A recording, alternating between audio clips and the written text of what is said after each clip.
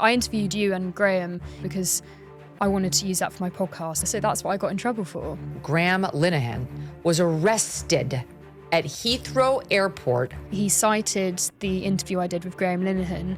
He claimed that Graham said, and for some reason were trying to punish me for what a guest had said on my podcast. I mean, that's insulting. Women have a right to defend themselves from strange men in their spaces. That I didn't distance myself from his comments. I was found guilty of bringing LSR into disrepute.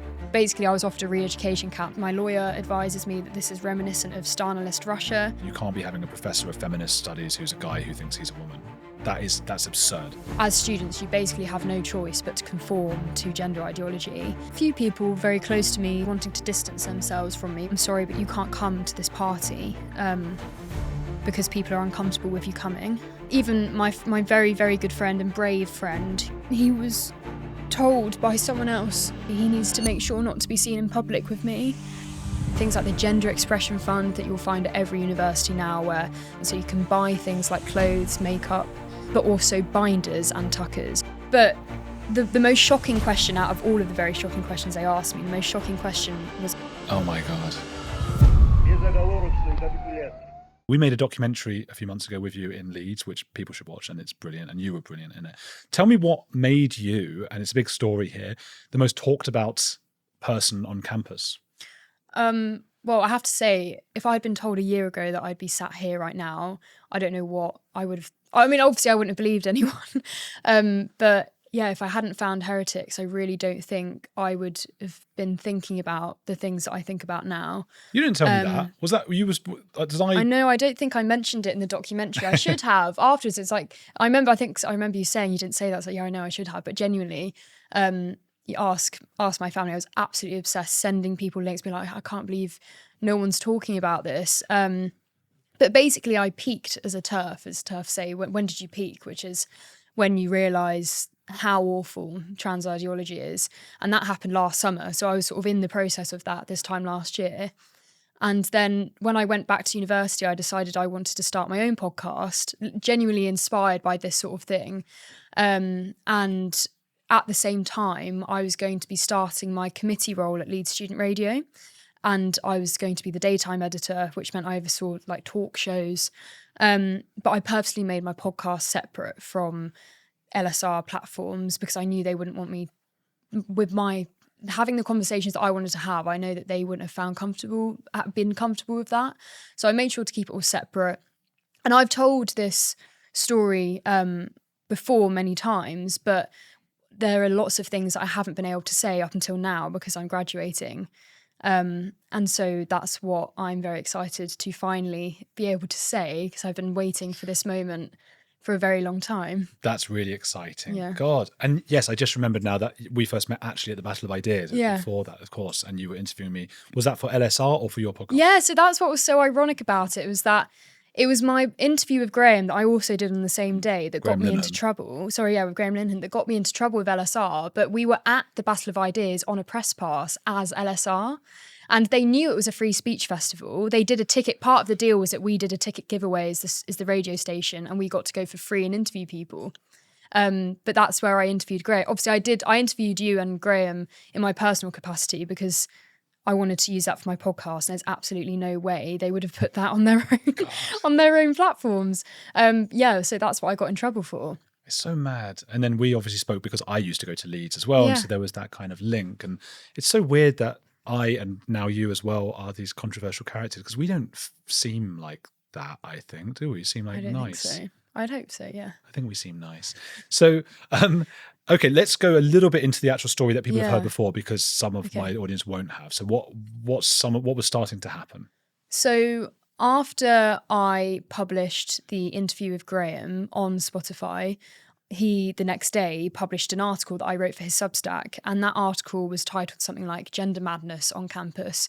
And I wrote about how, as students, you basically have no choice but to conform to gender ideology, whether that's having your pronouns next to your names, being surrounded by Pride progress flags all the time, things like the Gender Expression Fund that you'll find at every university now, where student unions will give money, grants, like up to 100 quid I've seen at some unis, so that students who identify as trans, intersex, obviously how do you identify as intersex? It's literally a medical condition, or are just gender non-conforming, so that's literally everyone. No one is gender conforming. If you identify as any of those things and also from a financially difficult background, then you can receive this grant. So you can buy things like clothes, makeup, piercings for haircuts, but also binders and tuckers. And obviously we know that binders and tuckers are extremely dangerous for people who use them. I didn't know about tuckers. Because it basically contorts. Like a binder, So a tucker is to for men to sort of conceal their genitals, but you basically contort your genitals to try and like hide them. That's weird though, because most men you don't sort of see anyway. I don't feel like most men need a tucker. Just get sort of, bigger trousers. Bigger trousers. If you're wearing trousers that are that tight, you don't need them. I don't know, maybe. I think it's quite an obvious difference between men and women. Maybe that's something. I haven't looked. Maybe I sound like a pervert, but it's quite well, exactly. Oh God. I think, but for people who are extremely aware of their own biological sex, that's going to be something that they want to conceal. Tucker, ridiculous. Yeah. Okay, so that was ridiculous, and you made this article about it. Yeah, and I wrote about lots of different things in that article, and one of those things was the fact that at LSR, which stands for Leeds Student Radio, obviously I was on the committee, and there was a display wall in the studio office with a poster of each committee member's face and name, and next to everyone's name was their pronouns, including next to my name. And not only had I not said whether I wanted my pronouns next to my name, I also hadn't been asked what my pronouns were, which I found quite amusing. Yeah. And I included that in the article and just said, look, no one asked me, and it's like putting a religious symbol next to my name. And just for putting that at the end of the story, it turns out that's what they decided to suspend me, to permanently remove me from my committee position. But they only told me that was the reason once I'd appealed their decision. Wow. So I've kind of skipped ahead a bit here, but the day after that article went out, I got an email telling me that I'd been suspended from my committee position. The evidence they used was they just said, we've seen your Substack, your Twitter page, and your media productions, so I guess my podcast. I asked them to clarify what evidence, what is the complaint, because they said that they actually in the first email, they said you have broken the code of conduct. So I was like, so you're investigating me, but you're also declaring that I have broken the code of conduct. So I had to clarify with them many times, what do you actually mean? They couldn't give me any more information before I went into this meeting as part of the investigation. I said, if I'm going into this meeting, I'd like to be able to actually defend myself, and therefore that means I would like to know what I'm going to be confronted with. And they said, well, actually the meeting is part of the investigation for me to gather more evidence. So all the evidence is already there. Like, I'm an open book. I say everything. You can look on my Twitter page and read my Substack and listen to my podcast. So I went to this investigation meeting, and I actually turned up and they had hard copies, screenshots of my Twitter account, hard copies of my Substack article. And they asked me a variety of questions, and they kept clarifying, this isn't about your right to hold gender critical views, because I had reminded them in email saying, you do know that it's illegal to discriminate against someone just because they have this opinion. Which is only true since Maya Forstater, right? In 2021. Amazing. So if without Maya Forstater, I don't know. well, who knows where we'd be without Maya Forstater. Yeah. But the most shocking question out of all of the very shocking questions they asked me, the most shocking question was caveated with, this investigation is not about your right to hold gender critical views. However, how do you maintain an inclusive environment at LSR when your choice to publicly post your views makes some people feel unincluded? Oh my God. So I was just like, are you joking? Yeah. Anyway, that meeting happened and I didn't hear anything back for about a month. And eventually they came back to me and said, so we've concluded that actually you were able to carry out your committee position in the same way, because one of the allegations was that I basically had a conflict of interest because I was also technically in charge of the LGBTQ hour, but because of my opinions, I couldn't possibly be able to see it to oversee a show like that. And that I'd put the health and safety of other members at risk. That was part of the reason why I was suspended, not allowed to step foot into the office, had to remove myself from all of the group chats, even though it was also meant to be kept confidential. So how am I meant to do this, but also not tell anyone what was going on? I knew from the very beginning that everyone knew that I'd been suspended. Word gets around, and actually it was so awful because I was okay because I was already in the Women's Rights Network. I knew a lot of people who were involved in free speech circles in London. I had a lot of people in the background supporting me, which I don't think people at the time, or at least LSR, didn't know about. No one at the committee reached out to me. They would always, the union would say, oh, there's all these mental health support available for you. It's like, why would I go to the union who have just treated me like this for mental health support, and each and every one of you is signing your names off with your pronouns? Like, it felt like in general it was like an atheist being tried by evangelical Christians. Sort of is like that. Well, yeah, it is a religion. Bloody hell. Okay, and so this was this terrible treatment. You then became this like name on campus, like, because when I was there I was like, what do you think about the Connie Shaw thing? To everyone, and they're like, oh well, let me tell you. And some people were quite reasonable actually, and then a lot of them were not, and so on. And then so it went beyond Leeds Student Radio, didn't it? It went into like actual university stuff then. Yeah, so when I first got the email telling me that I had been suspended, a week after that, I got an email from the head of my department. So this is now separate from the student union. Everyone knows that student unions are tyrannical, but this was from the university. And I was called in by him for an informal chat. And he also linked the policy about dignity and respect. And I clicked on the link and it went straight to a page about what happens when a student harasses, bullies, or victimizes a member of staff. At that point, I was pretty certain the philosophy department did not have any idea about the fact that I'd been suspended from LSR, because no one did, because it was literally a week after, or even a few days after. I think I was originally suspended from LSR on the 30th of October, and I got this email on the 5th of November. So as far as I was aware, no one knew. And I asked the head of the department who'd emailed me, why do you want to speak to me? Obviously, I was assuming that it was the same reason why I'd got in trouble at LSR, because of this article I'd written.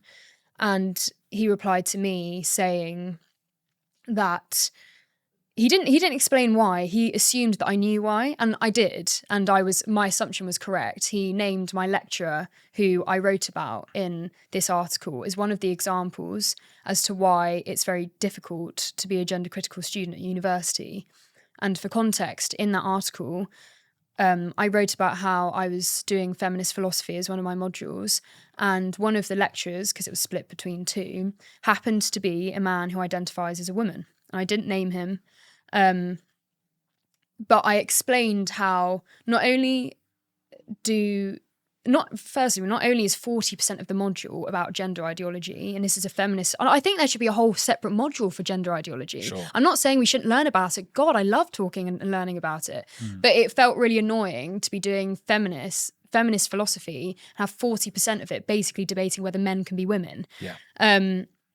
And so there was that, and the fact that the essay questions felt as though they were really pushing students in a certain direction, and sort of the premise being that transphobia exists and transphobia is a real thing. And I know that you can disagree with the premise of a question, but when the person who might be marking it doesn't only agree with the idea, but actually embodies it, as a gender critical student, you might be quite nervous. Just as I would be sort of genuinely a bit skeptical as an atheist to write a philosophy of religion essay, knowing that the marker was a really fundamental Christian. That's the issue with philosophy. You never know how much someone's biased. And I'm sure most markers would say, of course, I'm objective. It's about how well you argue. But to me, I'm genuinely not that sort of philosophically minded. But to me, I was like, well, if it's a good argument, you'll be convinced by it, sort of thing. So that was all I was getting at. Yeah. But I was called in for this informal interview or informal meeting. And yeah, he said that your lecturer doesn't want to take this any further. We just want to proceed with mutual respect and kindness and be able to discuss difficult topics in a nuanced way. And he said that this guy didn't mind gender critical views being expressed.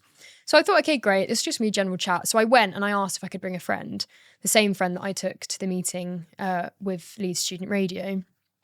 And I'm so glad I did, because the things that were said in that meeting were really quite shocking. One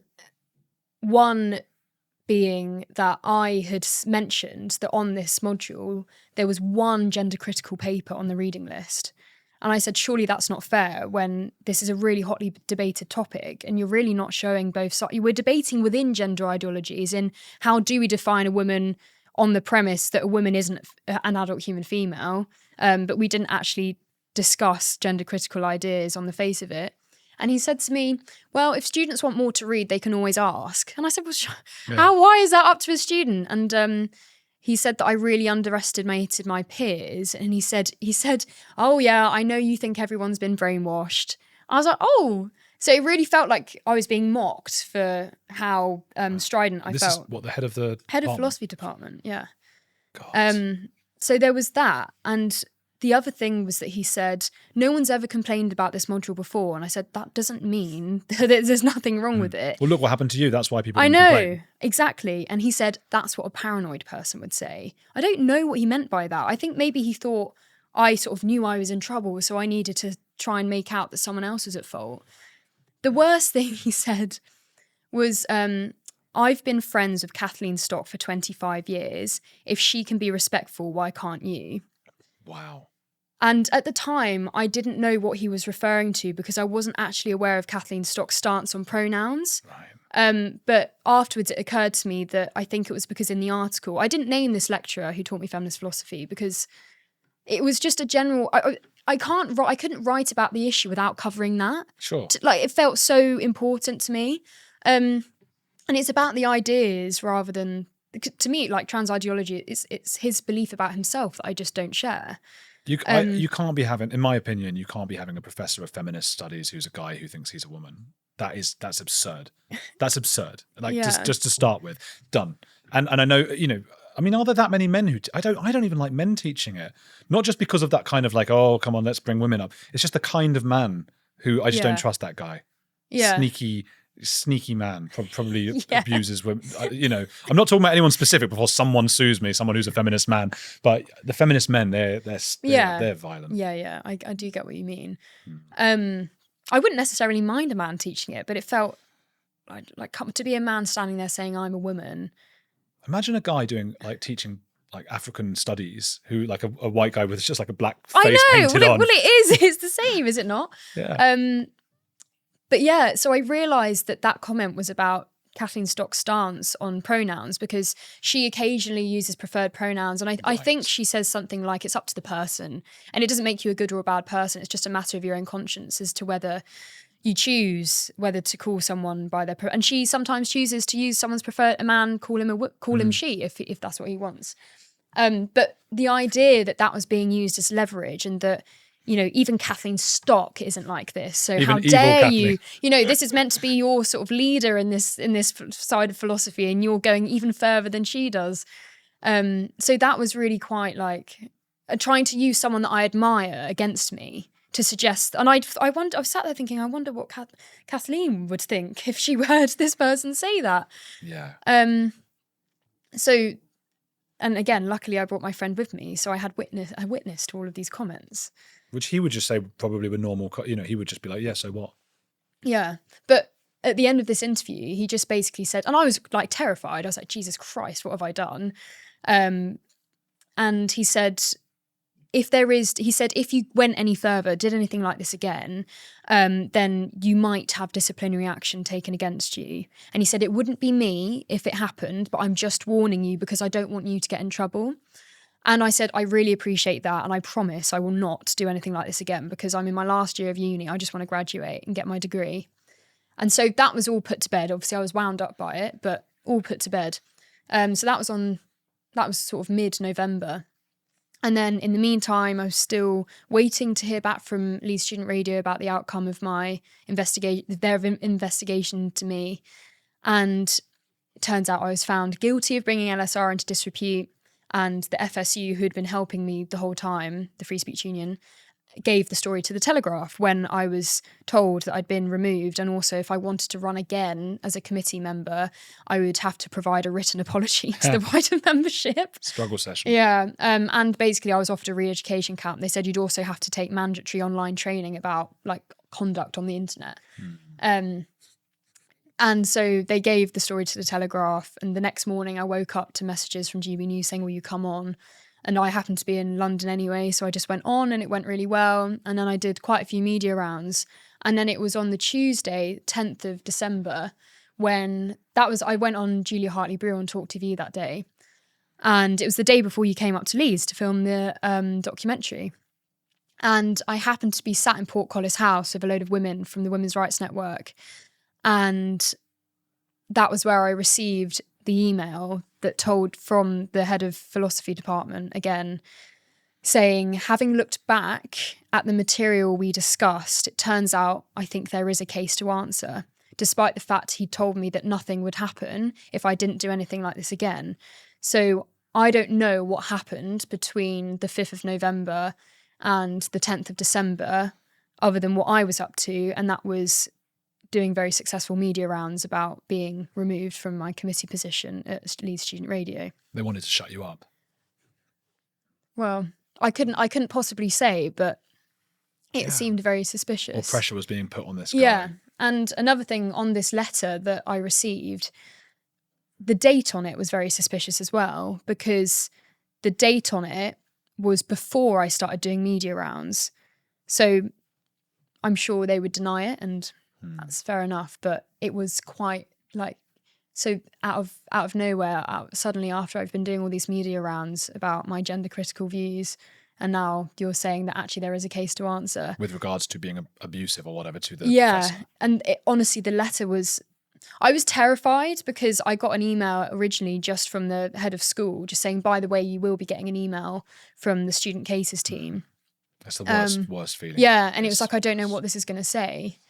Oh, I hate that. I can't even have like somebody just saying this, even a friend, anyone, hey, are you free tomorrow? I need to talk. So when it's from your own university and it's like a disciplinary thing, that is like hell what they put you through. Yeah. I don't like sort of saying, oh my God, it was so tough, because it's only done wonders for my career. Like I'm sat here, you know, like this is an absolute dream to be sat in. If I, again, like I said, I wouldn't, if I hadn't discovered Heretics, and I don't know what my mindset would be like, but I, at the time, was surrounded by Women's Rights Network, the Women's Rights Network ladies, and I was sat in Rosie Duffield's office. Like I couldn't really have been in a better place to receive an email like that. It's still scary though. It is scary. And to be fair, that was probably the closest I've been, out of all the times that I've been close to crying. And I actually don't think I'm genuinely quite an emotional person. I don't think I've actually cried once. Over the disciplinary issues to do with the union.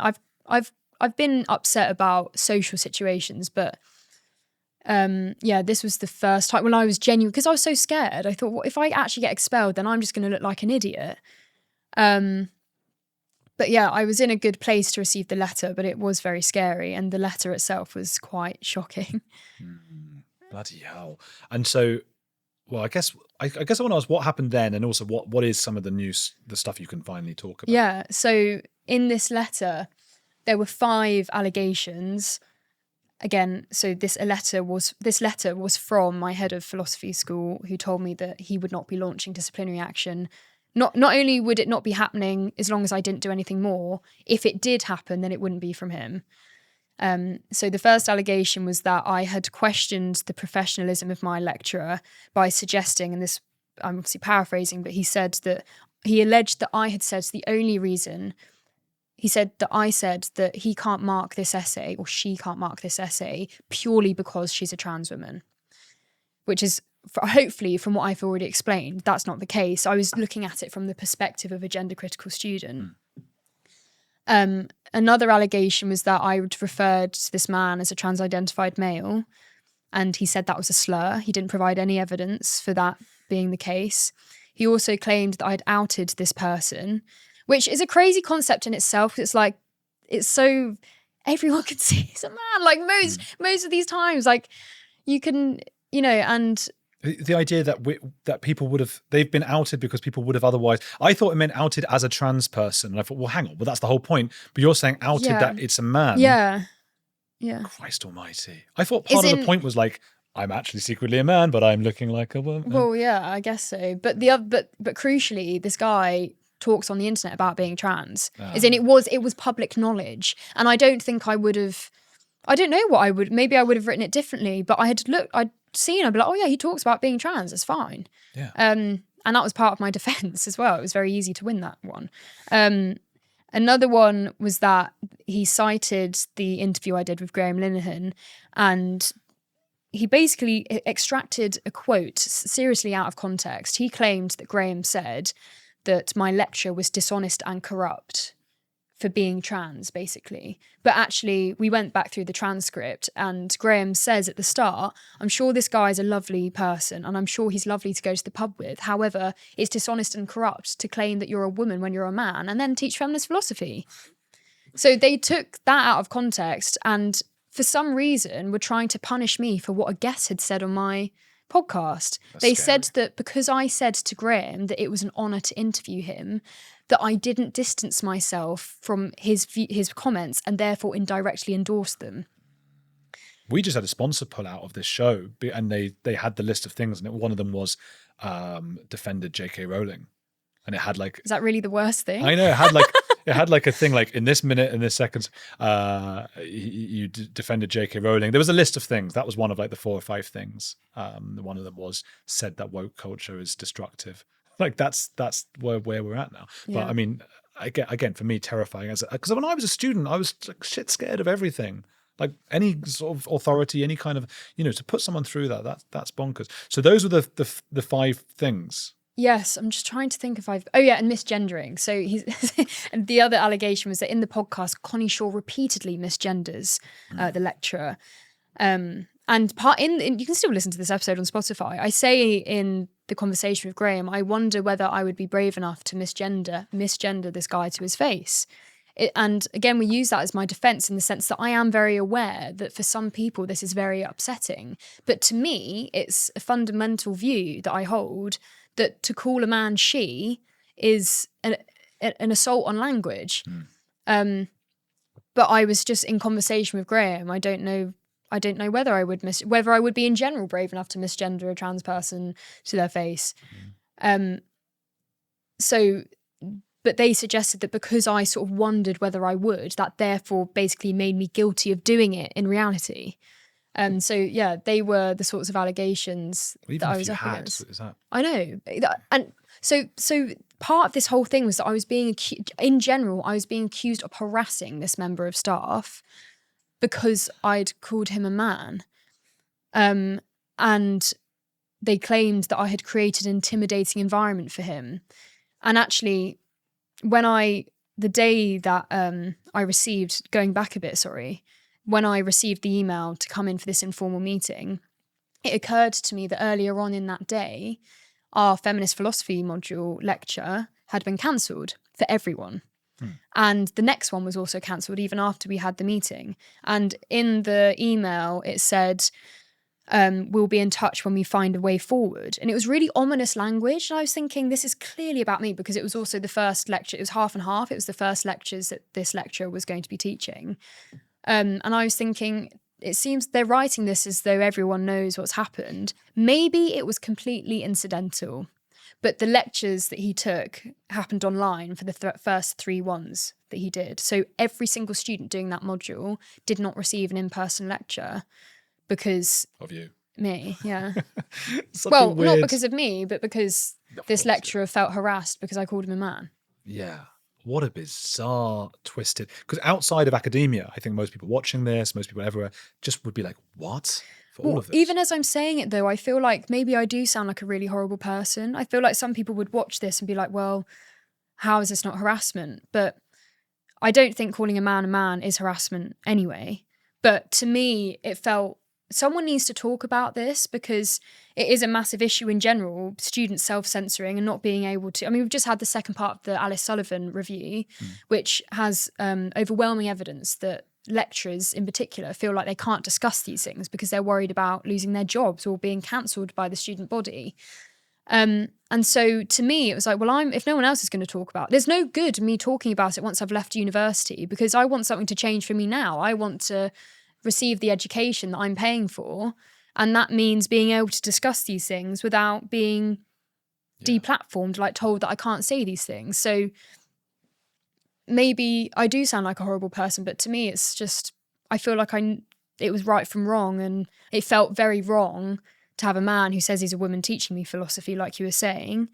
But also the fact that the module itself was so one-sided and we weren't being provided extra reading for the other side, and the fact that the head of school said, well, you can always ask for it if you want. So why are we having to ask for the other side of this very hotly debated topic? You didn't get the education that you paid for. So, I mean, are you looking at taking legal action? Well, no, I don't think so. I just don't think I could be bothered. But funnily enough, I was advised that if I wanted to, I could sue the university because of what happened next. Go on. So I received this letter of the allegations, and I was invited to a preliminary hearing. So it was just a member of staff from the student cases team, and it was an online call, and I was asked to comment on each of the allegations. And I did that, and one of my comments was that I just said, I think that these policies might be discriminating against me on the basis of a protected characteristic, i.e. gender critical views are protected within the Equality Act. And that meeting was on the 16th of December, and I didn't hear back until the 16th of January. So we'd had Christmas, I was then in exam period.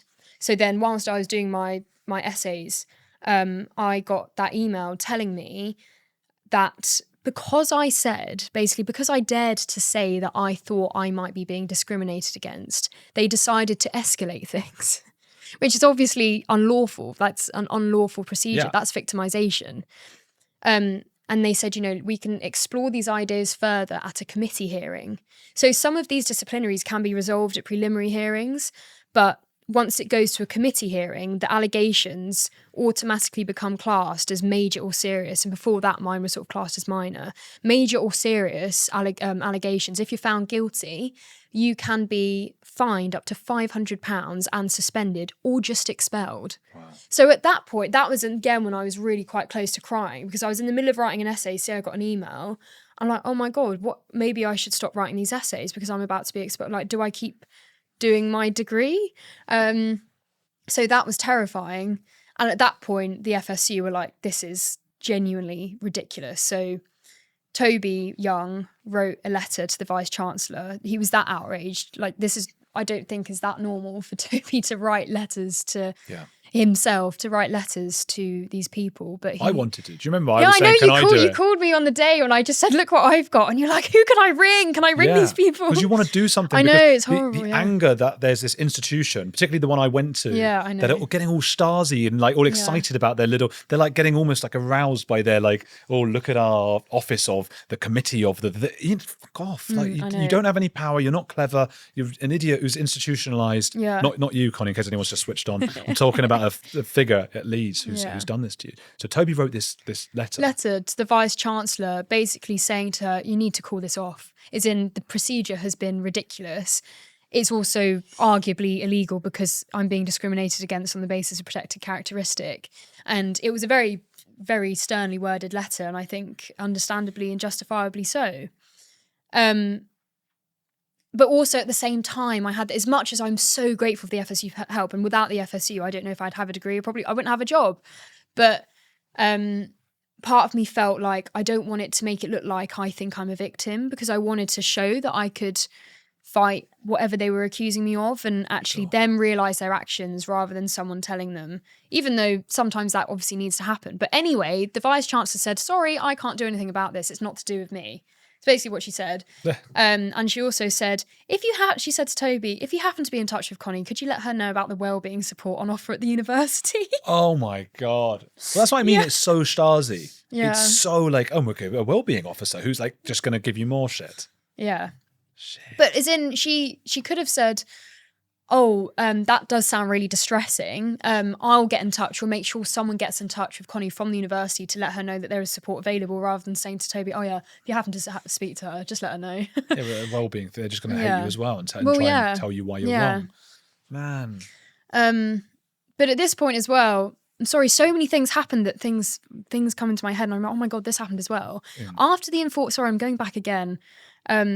I realised, out of complete coincidence, I was looking at the open letters that were signed for and against Kathleen Stock when she was being cancelled at Sussex. And there was one letter in support of her signed by lots of academics saying, this is academic freedom, she should be able to write what she writes. And then there was another one, it was an open letter basically about transphobia in philosophy. Guess who signed that letter that said that academics should not be able to use philosophy as a basically guise for their transphobia? Yeah. My lecturer, who I was now being accused of harassing. So when, looking back now, when my head of school told me, she's got no problem with gender critical views. Looks like maybe he's changed his mind since 2021, but I don't know. So anyway, Toby sent that letter. It was ignored. At that point, even though the FSU has excellent legal people and excellent advice, the FSU outsourced a KC called Justin Rushbrook, and he is one of the leading KCs in free speech and media, and he could not believe what was happening. He was genuinely shocked, more shocked than I was. When he was telling me, do you realise how awful? I was like, I didn't realise it was that. But I thought, maybe I have done something wrong here. Maybe I have stepped out of line. But he couldn't believe what was happening and what they were doing. So he helped me as well, or helped the FSU basically draft this 16-page long document of my legal defence for this disciplinary hearing that I was going to. And this whole time I was thinking, what would I be doing right now without the Free Speech Union? Yeah. And the fact that there may be students, and I know there are students going through issues like this who don't know the Free Speech Union exist, that they're not members, gender critical students who aren't members of the Women's Rights Network, they don't have academic freedom groups to join as students, they don't know people who are involved in protecting or advocating for free speech. Whereas I was very lucky, because I purchased my free speech membership before I got cancelled at the radio station. It was when I recorded an episode of Charlie Bentley Astor about gender ideology, and she's a detransitioner, and a friend from Leeds Student Radio helped me edit the video, and he gave me so much of his time. I just credited him in an Instagram caption. He got a formal warning against him from another society telling him, you need to distance yourself from Connie and her work. So at that, I bought my FSU membership way before I was cancelled by the radio. So yeah, I was just the whole time thinking, what would I be doing right now, and what are other students doing right now? Maybe you'd have been expelled or something. I genuinely think, well, I think what might have happened is that I would have gone to the preliminary hearing and I may not have made that comment saying, I think that I'm being discriminated against, because I was told, as in that's true, that is true what was happening. I may not have made that comment, and I was advised to make that comment. And so maybe I would have gone through that meeting and I would have come out with a warning or something, but eventually I would have basically had to submit to have to accept that I've done something wrong here. Bloody hell. Yeah. And so where are we at with this all now? So I went to the hearing, lasted about half an hour, read out a pre-prepared statement in which Justin helped me write, and I said, my lawyer advises me that this is reminiscent of Stalinist Russia. And he said that to me in a sort of just an offhand comment. I was like, are you being serious when you said that? Can I say that? And he was like, yes. The fact that you have been accused of harassing a lecturer on the basis of indirectly endorsing comments that didn't come out of your mouth. Like the fact that I just said to Graham, it's an honour I would have said that to anyone. It's an honour to interview you. Yeah. I didn't know what he was about to say, even though I agree with him, obviously. But he could have said anything and they would have claimed that I was endorsing his views. So the hearing lasted about half an hour, and I got a call 2 hours back to tell me the results. I was found guilty of nothing. So I first got this letter telling me that I was having this disciplinary on the 10th of December, and this hearing happened on the 4th of February. So I had the whole of Christmas, the whole of my exam period, the start of my final semester at university, where I should be working hard but also enjoying myself. But at this point, I'm Billy No Mates, because I was scared about coming back to uni, because all of my friends in first and second year went on year abroads and placements anyway. So I was living with a friend who had done a gap year, so he was a year below me, and I was living with his mates. So I had my housemates, but I thought my new friends would be at LSR. Obviously, that didn't last long. I was coming back to uni, and I didn't know whether I'd be walking around basically being heckled at in the street. And then that sounds quite big-headed. I'm pretty sure people aren't thinking about me that much, but it felt like that it felt like that because of the online reaction. I was kicked off that Leeds student group just for reposting the YouTube video that we made. That was annoying, mainly because I couldn't buy and sell tickets anymore. But well, there were friends sort of deserting you, weren't there, and things like that. I don't know how much you want to talk about on the podcast, things you told me when I was out there. Or... Yeah. I had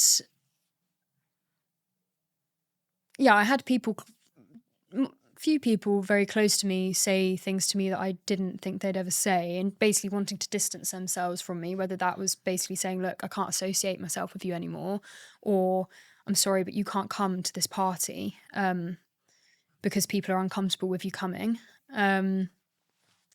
Even my very, very good friend and brave friend who came with me to the meetings, he was told by someone else involved with the society that if he wants to remain respected within the society, he needs to make sure not to be seen in public with me. And it makes me upset because, like, he didn't have to do that, but he did it anyway. And he spends so many occasions having to defend me in front of people who hate me. I've been banned from his house by his housemates who have never met me before. I've had someone say to me, or I've had someone tell me that someone else has said, if I ever meet her, I'll punch her. And this person I've genuinely never spoken to, and I know who she is, and I see her around sometimes. She sees me, never punched me. You know, no, never punched. Of course not. Of course she'd never do it. Yeah. But yeah. It makes me feel. I feel far more emotional about the people who've helped me rather than like what's happened to me. And I think that's what I find frustrating about the whole thing, because there are students who are going through so much worse than I ever did. The reason why my story is being told is because I was a member of the FSU, and they, rightly so, and I'm very grateful that they saw a great story, and so they should have, and that's why they gave it to the Telegraph. Whereas that's why you're hearing about this. It's not because my story is unique. It's not because this never happens. Like, oh my God, this is crazy, and you know, this must be once in a sort of generation of students. This is I know people, I have close friends who this is happening to on a far bigger scale, socially and personally to them right now, for the same views that they hold, or even not holding certain views, just people being suspicious that they hold certain views. It genuinely is like the Red Scare. Yes. Yeah, so that's what makes, and that's why I want to talk about these things, because it's happening to so many people and they don't know who to go to. And as much as the Free Speech Union does such incredible work, it should not have to exist. People shouldn't have to pay money to basically insure themselves in case they get in trouble at work or at university. It's a stain. The fact that it's really hard to get this balance right, because obviously I love the Free Speech Union and I work for them and they do such important work. But the point is, and I feel like most people would agree with me, it shouldn't have to exist. Mm-hmm. Because workplaces and universities shouldn't be doing this to their employees. And there should be, the laws in our country should be protecting people from this.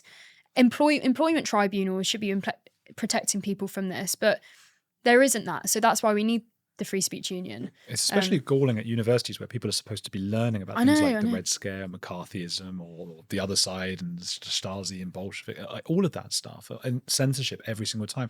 And it's really frustrating to watch these like students, but for the teachers to empower them with this kind of censor those who have different views to you is just infuriating. Yeah. Gosh. Yeah. So where are we now with this? So I was found not guilty on anything, and that was such relief. Like. Yeah. And in the outcome letter, they told me, obviously, there's no evidence that you broke any of the policies, but we would advise you to sort of look over our inclusivity policies, that, you know, probably be a bit more kind next time, that sort of thing. Okay. so that happened. And then it was February, in the last few months of uni, I had my dissertation to do. Oh, another thing that happened was that my supervisor mysteriously changed after Christmas. Into a woman. No. It's different. My supervisor for my dissertation, which I wrote on defending the adult human female definition, philosophically defending that definition of a woman. I emailed my supervisor after Christmas asking to arrange our next meeting, and he replies to me saying, "Oh, due to workload, your supervisor has changed." Mm-hmm. And I just thought, that never happens. And we were told repeatedly, this never happens, and that's why you need to be very sure what you want to do your dissertation on, because you can't change your mind. Because that was drilled into us at the end of second year. So then for this to happen, and then my new supervisor, he was a great supervisor, he really, really genuinely good, happened to be the deputy head of the philosophy school. Obviously, it was the head of the philosophy school who'd put me through this disciplinary. So that was suspicious. Wow, like your original one just couldn't handle your views. I have no idea, but it was very suspicious. Yeah, and made me feel like I was being watched. It's like maybe they've sort of put me in, so they put me with this person so that he can look over. Again, he was a brilliant supervisor, and yeah, I was very, very pleased to have him in the end. It's nothing personal about him. It's just, Yeah. But yeah, so. Then I just got on with the last few months of university, did my dissertation, did my final essays. But very annoyingly for me, I was told that I wasn't allowed to talk about this. So despite having been through all of that, they told me that we expect that you will not be talking about this publicly. And if you do, you could face expulsion. So to have all of that happen and then have a gagging clause, basically. And I replied to them saying, with the advice of the FSU, I replied to them saying, could you please specify where in your policy, what area of the policy you're using to justify this suppression of my speech? And they said, we'll get back to you next week. Next week, they did send me another follow-up email saying, no one's been able to do it this week, we'll get back to you soon. And then 4 weeks later, I still had heard nothing. So I replied saying, I've still not heard anything. And if you don't reply by this time, like next week, I'll make a complaint to the independent adjudicator, which is this body that is meant to deal with and does deal with complaints from students about procedures like this at universities. Didn't hear back from them, but I was so busy with my work that it was kind of a long process, so I didn't complain. So I just thought I'll wait until I graduate to make a massive splash. And that's here we are. Yeah. Oh, I'm glad you chose to do it here. Oh, there would be no place I'd rather do it. Oh, I appreciate that. Yeah. Well, that's great. And God, like, it's amazing these people, they think they're on the right side of history, whatever that even means. They're always going on about it, and yet they can see that they're in the wrong so much that they can't even reply to an email from you after weeks and weeks and weeks. Someone, you imagine someone in an office somewhere just deciding to write, well, you better not be talking about this. And then you've gone, okay, well, can you tell me why? Yeah. And they're like, oh, I better pretend I never wrote that email to you. Yeah. Bizarre. God. But what's more frustrating, well, I say more frustrating, if these things hadn't happened, I don't know what I'd be doing now. Like, I've walked out of university with a job. Which many don't. Yeah, and I've done a philosophy degree. Like, that doesn't happen very much. But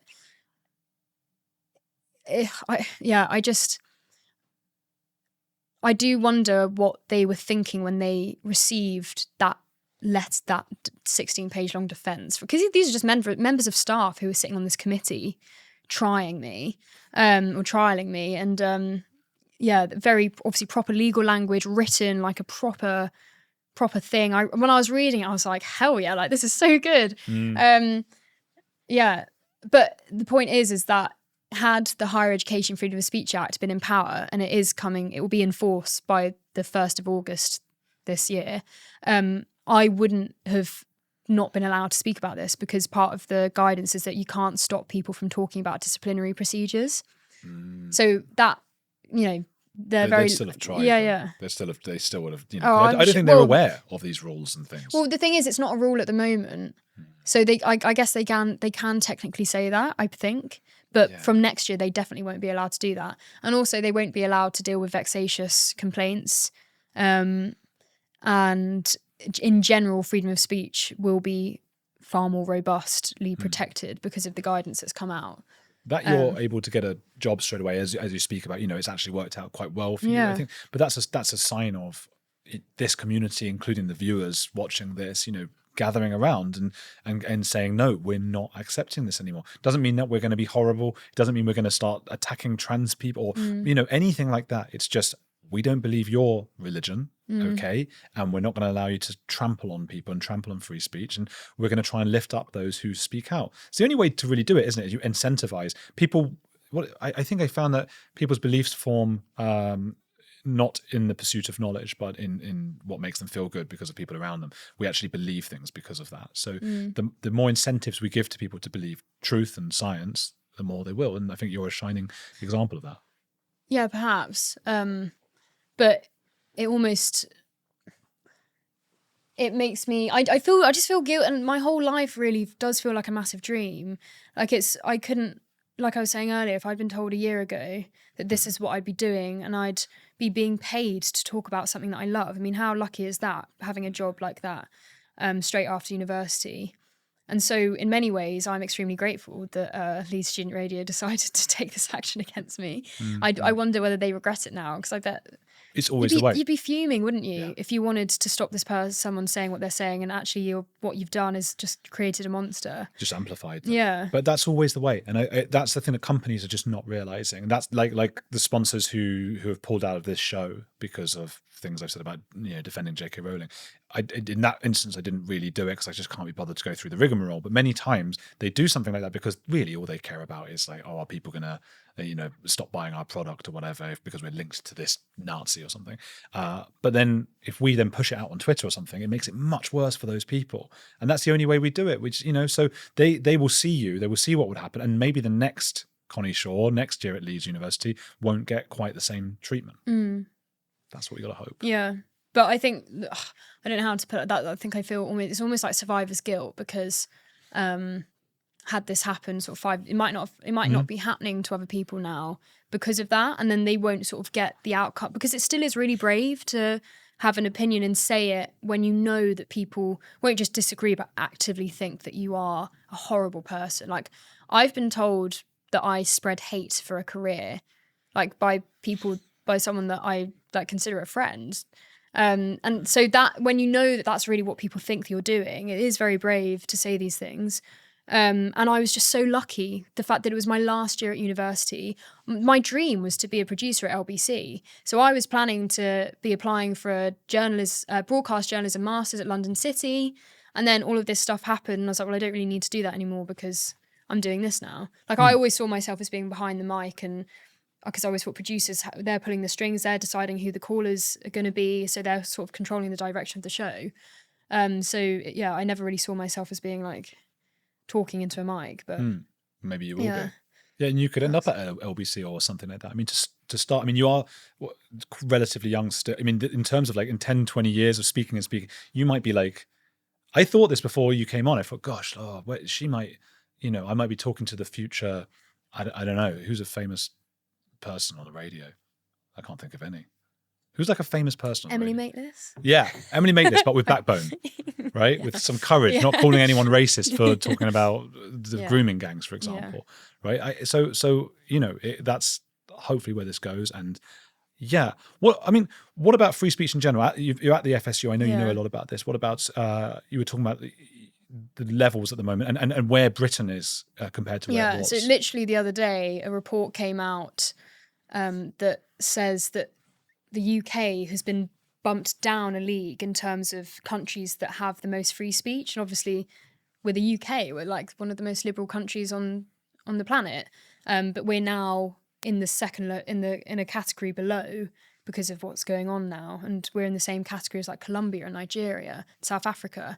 I'm not entirely aware of what free speech is like in those countries, but from what we know about those countries, it's hard to believe that it's fantastic. And now we're in that same league. That was only yesterday. Whereas, we've seen in the last 6 months a man being charged with harassing the institution of Islam. It doesn't really get much worse than that when we're, and I have very similar concerns to you about Islam in this country, but I don't know at what point it's going to get better, or how bad it's going to get before it gets better. But yeah, was that the Turkish man who Hamit Koskan, And now obviously we have this Islamophobia working group that's happening in the government that was really tried, sort of been kept a secret. They called for evidence on the same day that Yvette Cooper made the statement about the grooming gangs inquiry. FSU hasn't been consulted, even though it's obviously a massive free speech issue. They haven't been consulted. They haven't been consulting many people other than sort of the religious interest groups. And Nick Timothy, who's a Conservative MP for West Suffolk, he's been doing really great things on this in Parliament. He had to explain to 2 MPs the other day how criticising a religion was not the same as being racist. Like, one was Jess Phillips, obviously, who we all know, and Shokat Adam, who's an MP in Leicester, an independent MP in Leicester, had to explain to both of them why criticising religion was not racist. What do they say to that? Well, Jess Phillips's comment was more about what about anti-Semitism, and I think there is something to be said that sort of the right set themselves up for creating this quite strict definition of anti-Semitism. I agree. You know, I mean, that's a huge problem because they use the same word Jewish for the ethnicity and the religion. Yeah. And so, but Islam is not an ethnicity. Yeah.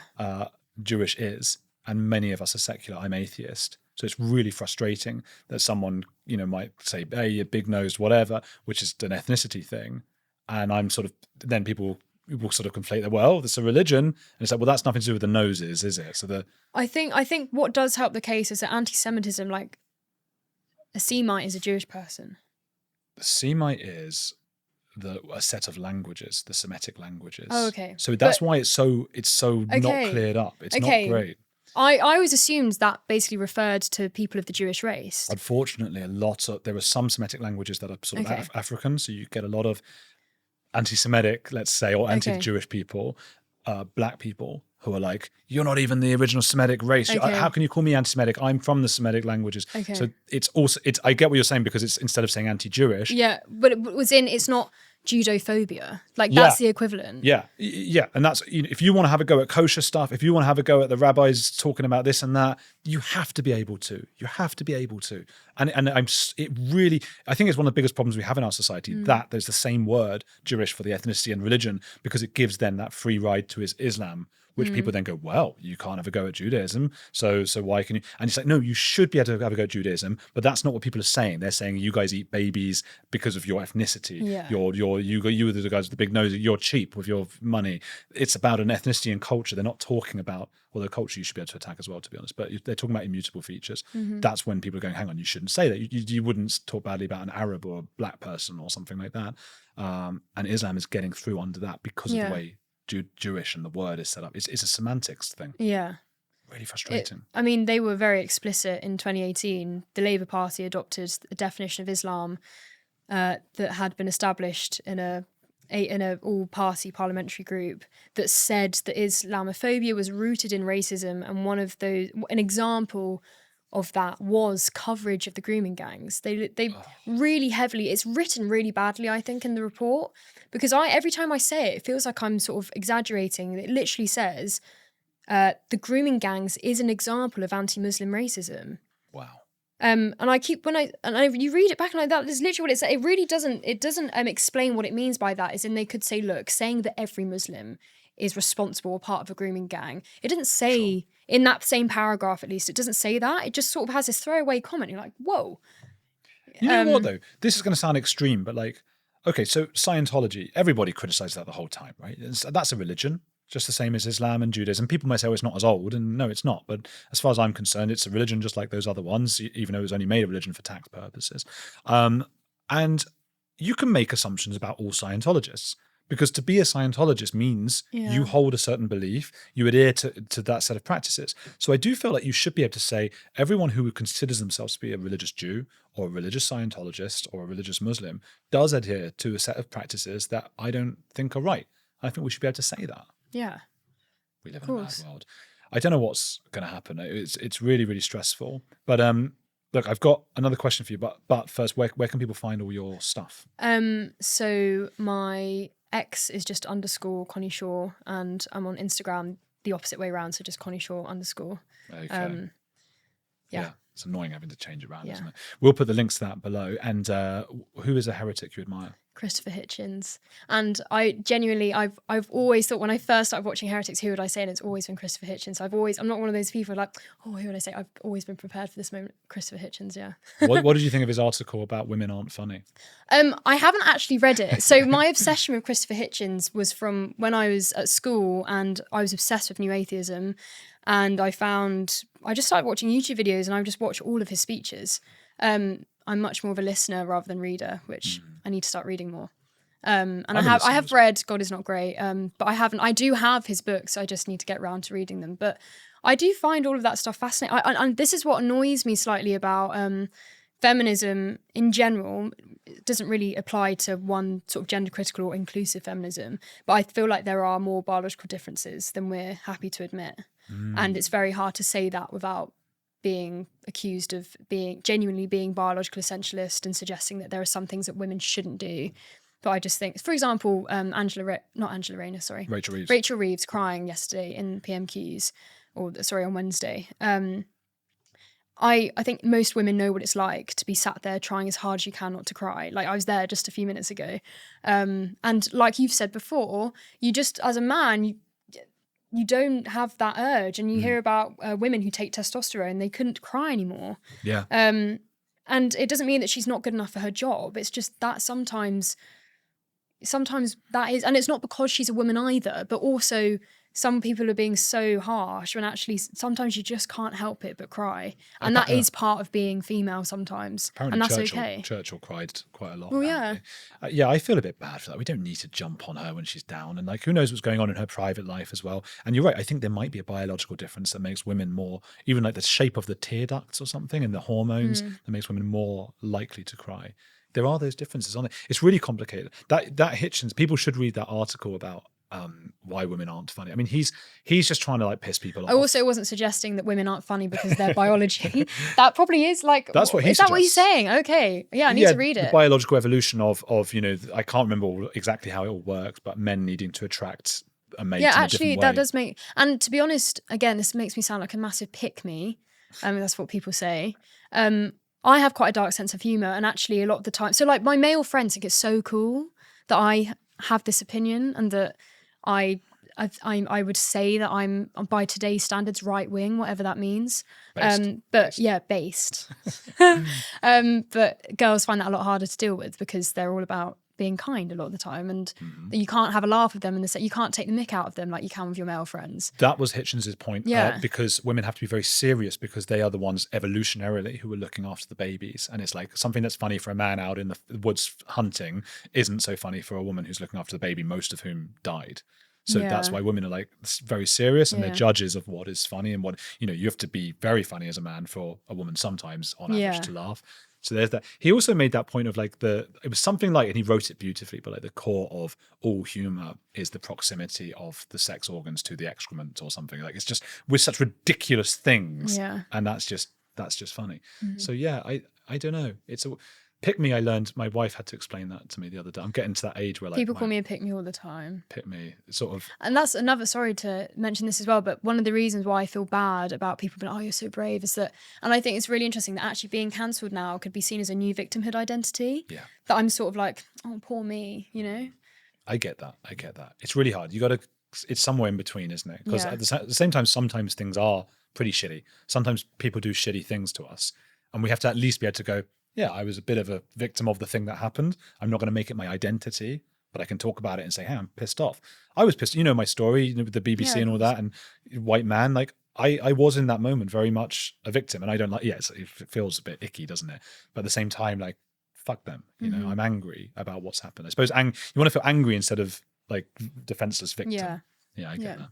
People, go and get Connie's Instagram and X. Go and follow her. We'll put the links down below, and she's brilliant, and she's just so good, and I think you should go and follow her. That's what I'm going to say about that. And the FSU, do check out the FSU as well, Free Speech Union. Hit this like and make sure you subscribe to the channel, and keep watching the channel. Just watch the channel.